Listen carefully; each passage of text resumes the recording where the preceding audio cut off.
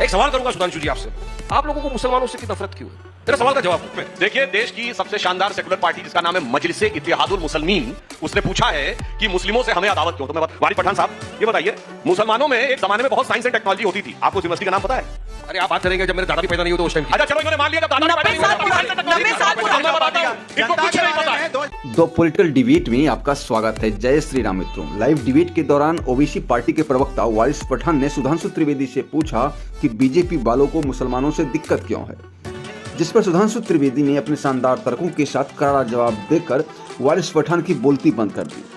आगे आप देखिए सुधांशु त्रिवेदी ने क्या जवाब दिया है। पूरा वीडियो जरूर देखिए और अगर पहली बार हमारे चैनल पर आए हैं तो चैनल को सब्सक्राइब करने के साथ बेल आइकन जरूर प्रेस कर लें ताकि नई वीडियो की नोटिफिकेशन आपको मिलती रहे। 90 साल से कानून चल रहा है, रात के अंधेरे में 12 बजे क्या लाने की जरूरत थी आपको? Special marriage act. आपको पता है ना कि मुस्लिम के अंदर शादी एक कॉन्ट्रैक्ट, हमें होता है निकाह। तो बच्चों की शादी करेंगे 18 बरस से कम लड़कियों की शादी होनी चाहिए कि नहीं होनी चाहिए? 18 साल से कम उम्र की लड़कियों की शादी होनी चाहिए? क्या सोचती है?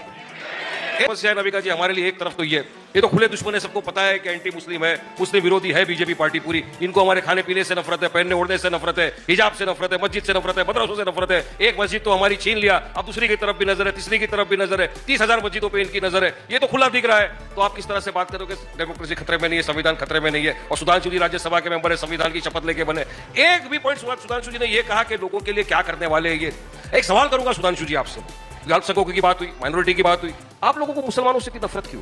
मेरा सवाल का जवाब दो। 84% जिन लोगों ने शादी किया है 10 साल के नीचे, वो हमारे हिंदू भाई बहनों का है। वो सब लीगल है और आपका लीगल था। ये मैं नहीं बोलता। इलीगल और लीगल की लड़ाई है। आप क्यों बहका रहे हैं, क्यों गलत बात कह रहे हैं? वारिस पठान जी, आप डराने का काम क्यों करते हैं जनता को? सुधांशु त्रिवेदी जी, मैं समझाने का काम करता हूं तो आपको लगता है डराने का? डराते हो बीजेपी रही है, ईडी से, सीबीआई से, सबसे। या तो अंदर जाओ या हमारे पास आओ, दो ही स्लोगन चल रहा है आजकल, या सीबीआई, ईडी या बीजेपी। आपने गलत काम किया है क्या? काम कर रहे हैं, आपने गलत काम किया है क्या? ग्रासरूट लेवल ईडी से वही डरता है जिसने कोई गलत काम किया।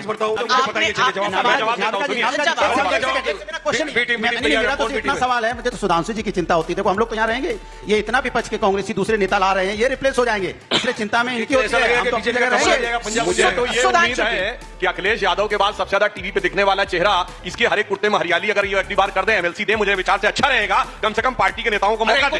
मुझे लगता है कि इनको सुधांशु जी छोड़िए, मुसलमान नहीं मिला जिसको क्यों नहीं भेजा आपने? अच्छा 83%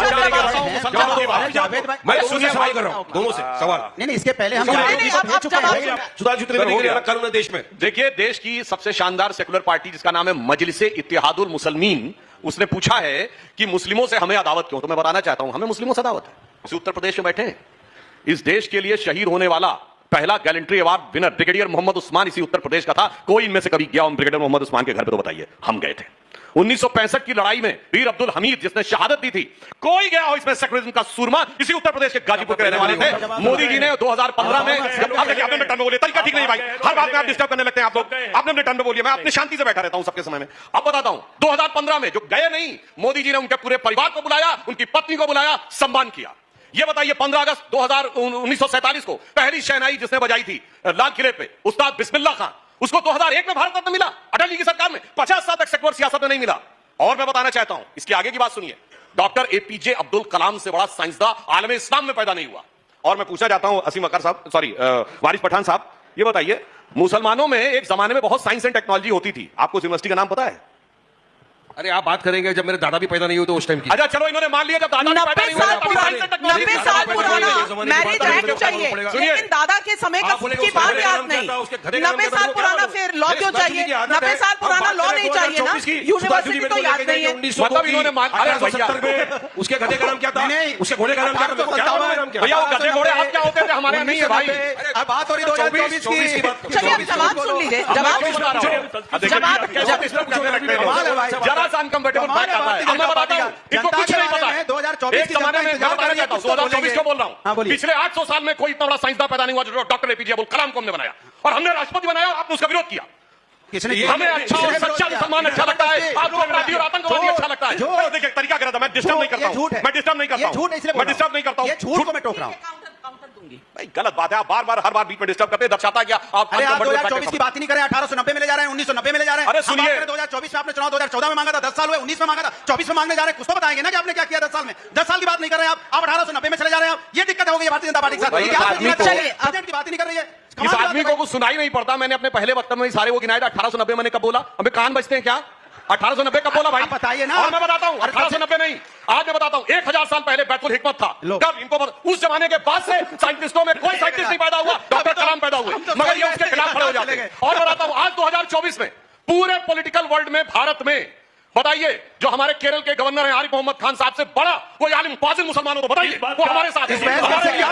सच्चा देशभक्त मुसलमान है। आपके लिए अपराधी, आपके लिए बेटी है, अब्दुल हालात का मारा है, याकूब मेमन की जुडिशियल किलिंग है, आप जाकिर नायक चंद का मसीहा है, ओसामा जी है, हाफिज साहब है। ये हमारी सोच, मुसलमानों की और आपकी सोच। इस बात का 1 लाख